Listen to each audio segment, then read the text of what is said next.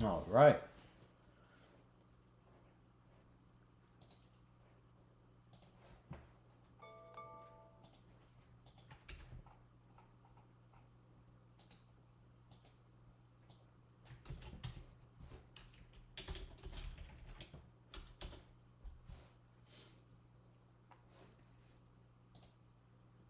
Good morning, good morning, good morning.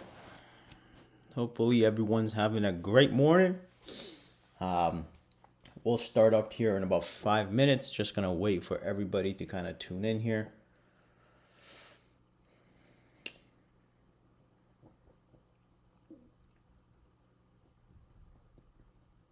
Good morning, everybody. Good morning, Dali. Good morning, Eric. Hope you guys are all having a great morning.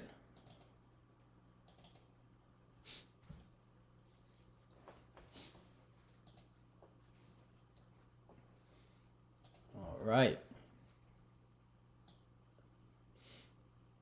The real homeboy, good morning. Daniel Gonzalez, good morning. Saad, good morning. Tiffany, good morning.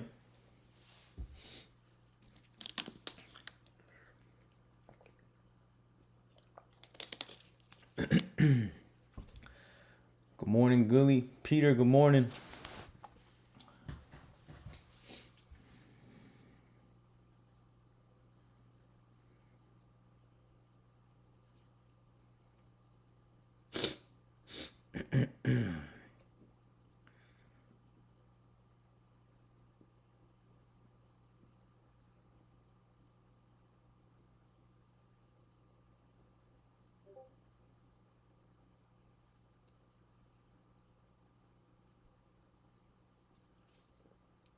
All right, gonna wait a little bit here for everybody to tune in.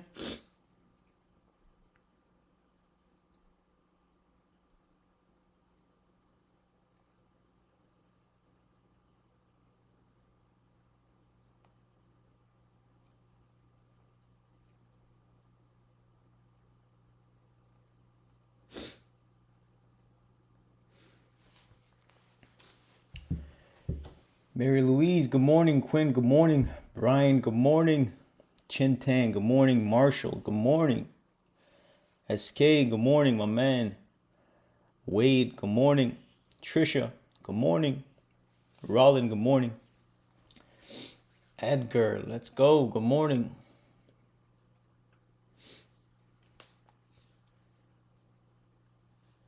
All right. So, it's time. It's 8:35. We'll get started here. If any of you guys are new, obviously we start off with the market sentiment, what we think the market's going to do, or the levels that we're looking at going into the day, as well as once I get over that, you guys have an opportunity to ask me messages if you guys want, and I can look at the tickers that you guys are interested in. All right, but first and foremost, if you guys can see everything, please go ahead and give me a thumbs up. If audio and video is clear, let me know, and I'll get started right away here.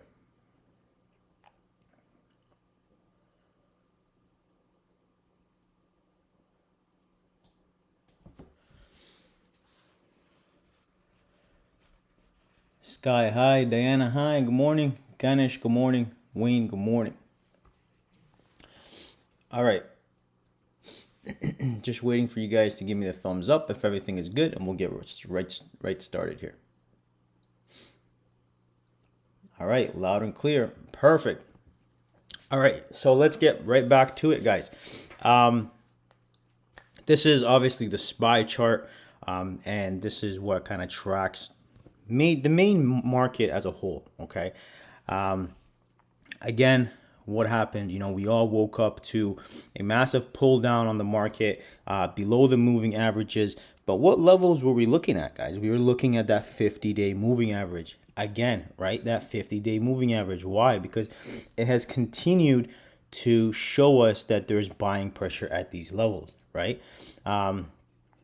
Now, we pulled down to it. We hit that 50-day moving average. A lot of people started buying some calls at these levels. Some day traded those calls. Some might be still holding those calls, but it was a great level to kind of get in. That 422.80, that 422.50 area was a great level, great support. Why? Because we have daily moving average support, right? A lot of people were thinking the world's going to come to an end again, right? And something we've talked about over and over again. Take a look at this. In the last 9 months, how many times did we hit the 50-day moving average, right? Once, twice, 3, 4, 5, 6, 7, 8. This is the 8th time, right?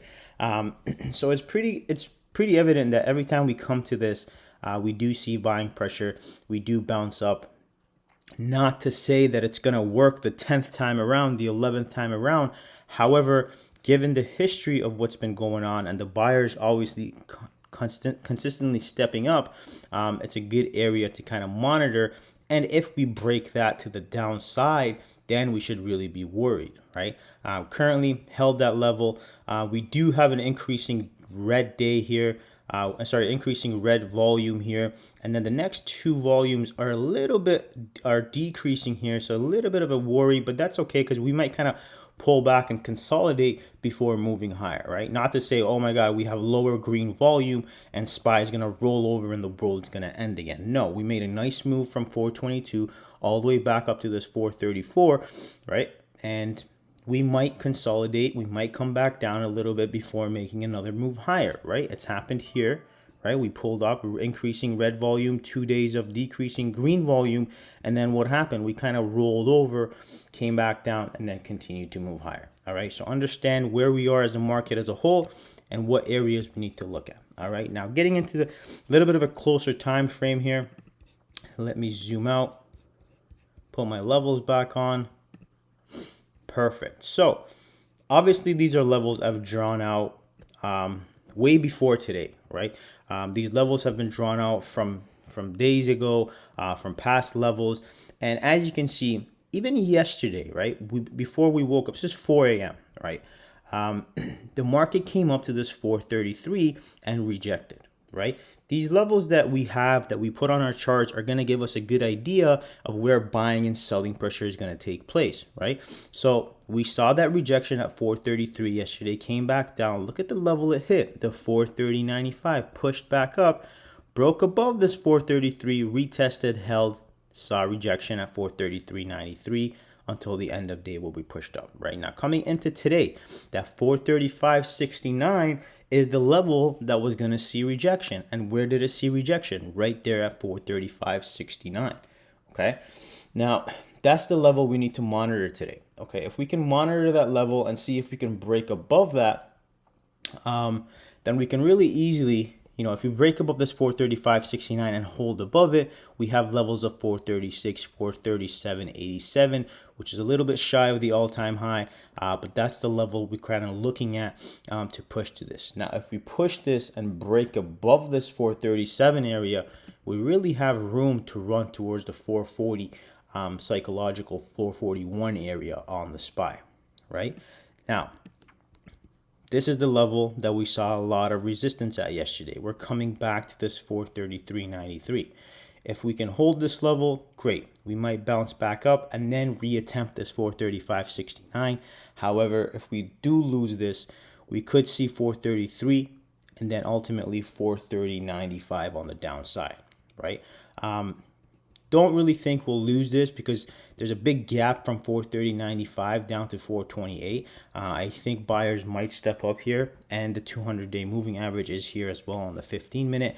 However, if we do lose this, it gives us a big gap down towards the 428.24. All right, so looking at that, considering where the SPY was and where it ended up this morning, let's take a look at the Qs. So the Qs, fairly flat considering where it closed and where it is. So the SPY actually pushed up a little bit higher in regards to in comparison to the Qs itself, right?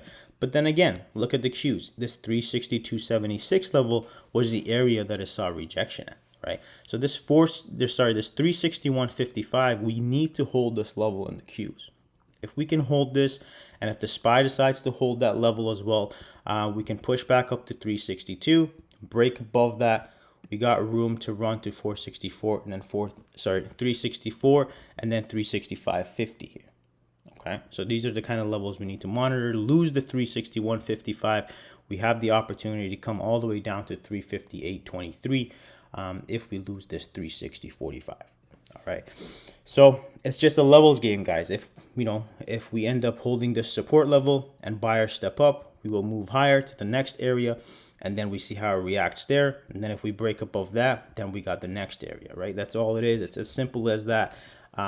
Keeping it as simple as you can will probably be the best thing for you guys, right? Even if we look at, this is Tuesday, right? If we look at Tuesday, we saw this consolidation here, hit this resistance area. We saw the resistance, came back up.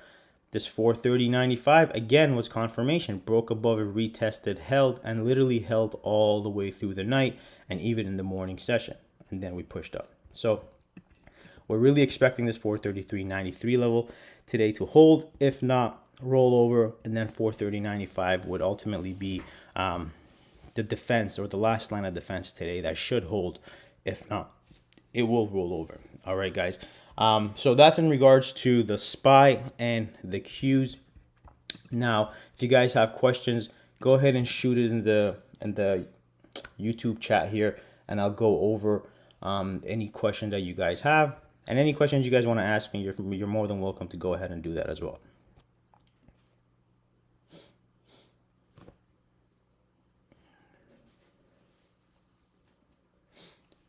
Rayhan Han, how do you see the time when you draw a line? I'm not sure I understand your question. How do I see the time when I draw the line?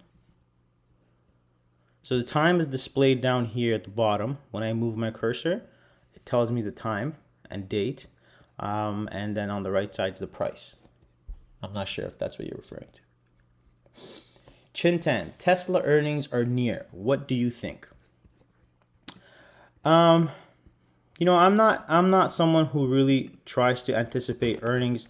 I'm not someone who tries to trade earnings.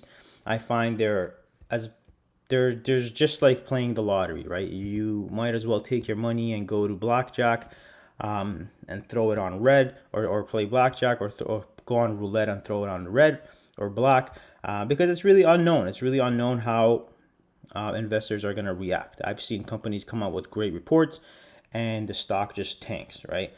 So it might get a run up into earnings. That one level that we really need to monitor on Tesla is that 665 level. If we can break above this 665, 666, we could see a run up to 690, and ultimately we need to break 700 in order to continue higher here. Lots of resistance on Tesla at the 700 level.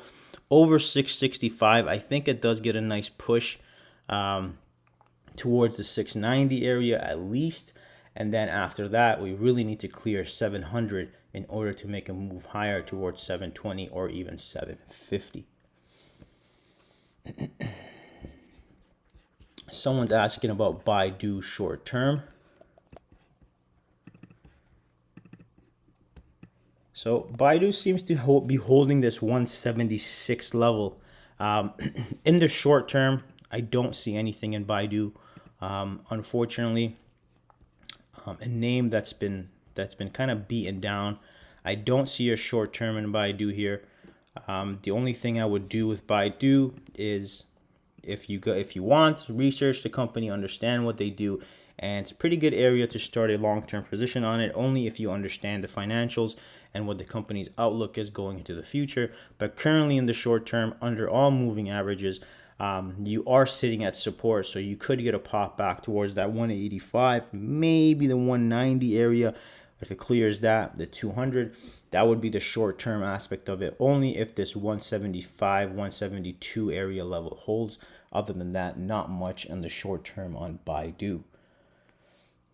These horizontal lines are pivots? No, these are lines that I've drawn myself manually from looking at the daily levels and the daily time frames. Nvidia continuation today. Let's take a look. So currently sitting at 196 in the pre-market here. Continuation. It's hard to say. We really need to look at the levels. Does it have room to go? I think it's got room to go towards that 190, 760, 198 area before it sees some rejection. But will it shoot to 200? I don't think it's going to do that today. I think it hit the 179 or 179 area retest and that Fibonacci line perfectly, right? We hit that top fib level, rejected to the bottom fib level here, had some buying pressure step up, and here we are again. I think it could see towards that 197, 198 area, and then see some selling pressure and kind of consolidate before moving higher. How do you decide which stock to day trade? Could you please explain in short? The stocks I day trade really have to do with what the daily charts look like. So I spend a lot of time the night before going over, I don't know, about 50 pages of stocks. I make sure the daily charts are set up for a day trade. And then in the morning, I come in, I'm scanning stocks, I'm scanning charts for about an hour and a half, 2 hours, and trying to see, what news are out for that day in regards to that stock. Sometimes there's earnings reports that come out that create volatility. Sometimes there's news, or sometimes, all of that is there, and I just don't really see a daily setup on it, so I don't even bother with it. But again, it all stems from understanding what the daily charts look like and finding a specific pattern so you guys can have that momentum drive your day trade for good profits. SBCE inverse head and shoulder 1 year review. SBCE 1 year, I'm assuming you're talking about the 1 year, 1 day.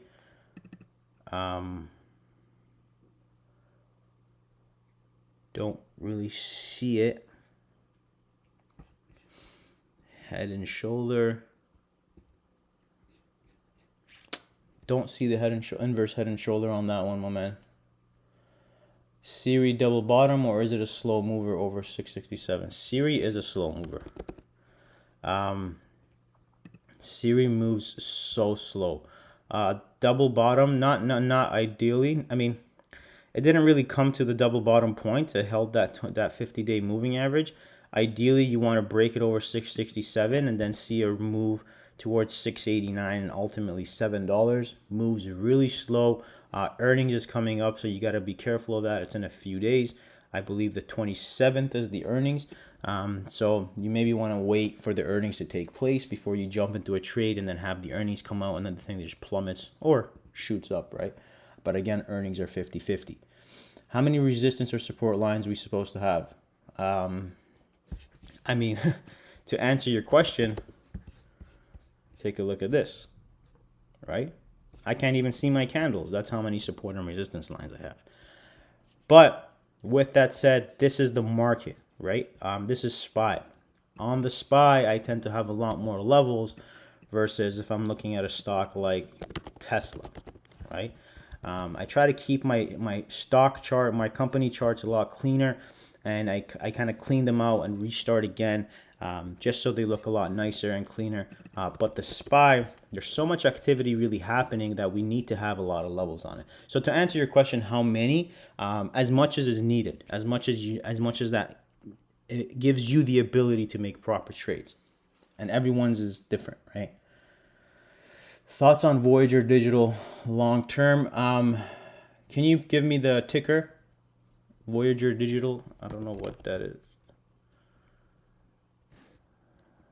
Is it? I'm not sure what the ticker is. Please next time let me know the ticker so I don't have to guess it. But if this is what you're talking about, lost support at 1522, hitting that 200-day moving average. Lots of selling pressure here. Needs to hold this 1080 area, and it's doing that so far. Long term, I know nothing about the company. I suggest you research it. Again, 200-day moving average is a good place to start on your long-term positions, but understand that if this 1085 loses, you do have the ability to come down to 675 and then ultimately $4. So make sure you do have more ammunition just in case this decides to do something stupid and come down to the $5 area. Lots of tops and bottoms in the trend. What is best for fib placement?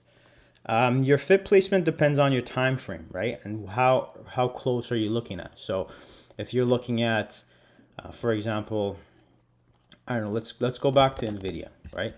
For NVIDIA, when I'm looking at the 6-month 1-day, I'm concerned about the most recent run up and the most recent pull back, right? And before all this took place, the most recent run up was the move to here, and the most recent pull back was the pull back to here, right? When I was looking at this chart, this is my most recent run up and my most recent pullback, and that's the levels I use for Fibonacci's. So it really depends what time frame you're really looking at. To me, the most recent run-ups act a lot more dominant than, past run-ups, right? But there's also overall, like you can zoom out and you can use like an overall Fibonacci level. It's all a matter of preference. But to me, the most recent run-up is what's worked and what I continue to use. Apple. Jeez, time is flying here. It's already 8:53. Apple, nice push. Again, trying to stay above this Fibonacci line here of the 144, 145 area. Ideally, I kind of want it to consolidate a little bit more, give us more of like a pennant shape, and then break out. The 150 level will be a big level. Here, there's pretty decent support. Ideally, if you want to swing this, you could start at the 145, stops at around the 141, 140 area, but a 5-point stop for a 5-point gain. Not a bad idea here. 1-to-1 risk reward is not a bad setup. Plug resistance level 34 short term. Plug resistance level 34 short term. Plug resistance level. So it needs to 2841. Is going to be a level that it's going to struggle with under all moving averages. It really needs to clear the 20 and the 50 and then the $30.44 in order to even attempt that 34 level. So lots of things to clear before it gets to 34. Nero going to keep going? I don't know. It didn't really go yesterday. It was just gapping up like a disaster. I don't know how anyone can trade this. How do you guys trade this? This is just gap, gap, gap, halt, halt, halt, halt, halt. You get in, you either, if you got in up here at 36, you're automatically screwed because you can't get out and you're stuck in a halt coming down. I don't even bother with these tickers. I pray for you guys who trade these wild stocks. Shop calls. 255, sorry, 150 1,550 was the level here that we were looking at, and great strength in it right now. Currently sitting at 150.73. Holy smokes! So I mean, at this point, you're chasing, right? You're chasing. You either need to wait for the 1587 break and try to take a scalp trade for the momentum breakout and just keep it a quick trade. Or you wait for the breakout, retest of that 1587, look for entries, or retest of that 1550, look for entries higher. Over here, you're chasing it. Amazon question mark. I don't know what that means. Can you, when you say question mark, can you please give me what you want? Like, what is your opinion on it? What do you want me to tell you? Anyways, Amazon broke above that 35 70, 35, 80 level and just kind of plowed through, coming back, respecting this 20-day moving average here. Needs to kind of hold above this, or we come back into this channel and we'll probably sell right back down. Lots of people chase this thing up at the breakout here. Just constant selling happening right now, and there's some buying pressure happening here, but it's kind of curling, decreasing volume. Earnings coming up. Not really sure what's going to happen here. No pattern in it right now. Needs to reclaim that 3,600 in order to continue higher. If it rolls over, we go back into this channel, and ultimately it's probably just going to, get stuck in this range again. This is an entire year that it's been stuck in a range. So if it fails to stay above this, then we might consolidate and kind of chop around under that level here. Any chance mRNA pulls back or still bullish? Haven't looked at mRNA today. It's sitting at 317. you know, it's had a massive run. And once it hit that top fib level that I had drawn at the 340 level, it just took a massive poop and it dumped all the way down to 300, right? Can this be the sign of, you know, selling pressure starting here? It could very well be. We had a nice pop up on it yesterday. It came back up to that 320 area, sitting at 317. If we see any weakness in this, it could come back down. But ultimately, we need this to break that 283 level in order to sell off. Moderna's volume has increased dramatically, as well as their stock price. Big swings throughout the day. Hopefully, Wall Street bets haven't gotten to them. Do you have any reason or news why this is so? So I think their vaccine is one of the vaccines that's been working very well with the Delta variant, and that's simply the reason for this massive move. And that plus the fact that there was shorts in here that were just very, you know, adamant on shorting the stock, and then as the stock continued to go higher, they just had to cover. Buyers were stepping on. It's just it's a fueled move with positive news and shorts covering, and ultimately, you know, coming up to that 423% fib retracement or fib extension level, and then just seeing selling pressure. Nothing more to it than that. SQ and NEO. Guys, if you guys are still here, make sure you go ahead and smash the like button. We do this every Thursday morning for you guys. I appreciate it if you guys do smash that like button. SQ, if it can stay above this 255.90 level, I think it can see 260.75. Ultimately, that's the level that needs to break in order to have a nice open move towards that 278. NEO, nice couple of runs the last few days. Need it to stay above this 46.47 area. If it does, it could track back to that 50.79 level. However, 2-3 green days, it might want to consolidate before doing that. So be aware of that. Don't chase it up here. And ultimately, just you need to wait. If you're going to chase it up here, start small with the ability to add if it decides to pull back on you. And then the targets of around 50.79, $50 on NEO. LUMN. I don't see any setup in this under both the short-term moving averages bouncing off the 200 here. Could very well pop back up, reject it, and sell right back off. Don't know much about the company to tell you if you should take it in the long term. S&P 500 inclusion on mRNA can be the reason for the rally, I guess. I appreciate the info. It's beautiful. No worries, guys. All right, guys. So it's 9 a.m. I'm going to head out here. Got to get back into the Discord. Again, if you guys have any questions, make sure you go ahead and reach out to me in Discord or on TikTok, wherever it may be. I'll help you guys out. As always, I appreciate every single one of you guys. And go ahead and smash that like button, and we'll catch you guys all right here next week at 8:30 a.m. Have a good one and trade safe.